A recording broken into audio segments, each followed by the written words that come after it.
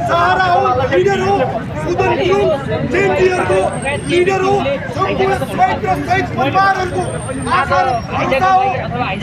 सुदन गुरुङ सम्पूर्ण घाइतेहरुको प्रतिनिधित्व हो। सुदन गुरुङ सम्पूर्ण युवाहरुको ढुकढुकी हो। सुदन गुरुङमाथि जुन प्रतिशोध साकिएको छ, सुदन गुरुङमाथि गरिएको मिडिया ट्रायलले साँच्चीकै हेर्ने हो र सम्पूर्ण नेपालीहरुमा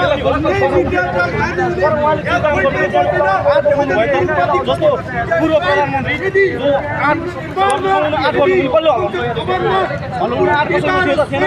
अरू मान्छेले गृहमन्त्री बन्न सक्यो होला, अरूले आँट गरेको भए तर सुदन गुरुङले उहाँ राजनीतिक मान्छे होइन नि त।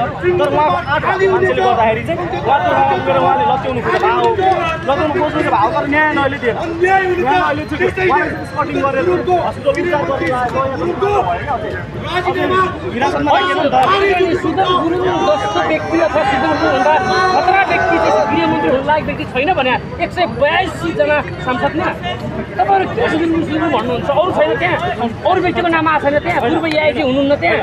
दिपक बोहरा हुनुहुन्न त्यहाँ? अरू व्यक्ति हुनुहुन्न? तर एउटा कुरा के बुझ्नुपर्छ भने जेत्रो जेएनटी विद्रोह हो त्यही टेकेर गएको मन्त्रालय हो। एउटा जेएनटी लिडरले यत्रो विद्रोह गर्छ यो देशले परिवर्तनकारी भन्ने को खोज्यो? एउटा मान्छे मात्र भयो नि त त्यहाँनिर। त्यो एकजना व्यक्तिले चाहिँ एउटा पद दिनु पऱ्यो। उहाँले त त्यो हामीलाई मार्ने गोली हामी त्यही भएर विविध कुरालाई त उहाँले समूह कारबाही गर्नु पऱ्यो नि त। हाम्रो असली मोर्चा बुझ्ने मान्छे को हुन्छ भन्दाखेरि जो सडक सङ्घर्ष गरेर गएको हुन्छ नि त्यो मान्छेले हुन्छ कि। अनि सुदनै हुन्छ त्यसो भए। अब सुदन बाइकको गृहमन्त्री तत्कालको लागि चाहिँ के थियो र अहिले स्थितिमा मैले के भनिहालेँ उहाँले नैतिक देखाउनु भयो। एकदम ठिक छ, यो नजिर राम्रो नजिर बसेको।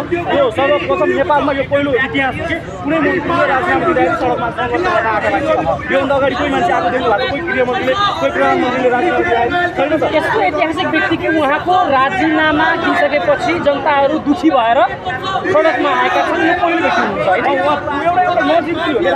एउटा अहिले नैतिकता यो बित्तिकै मान्छेहरू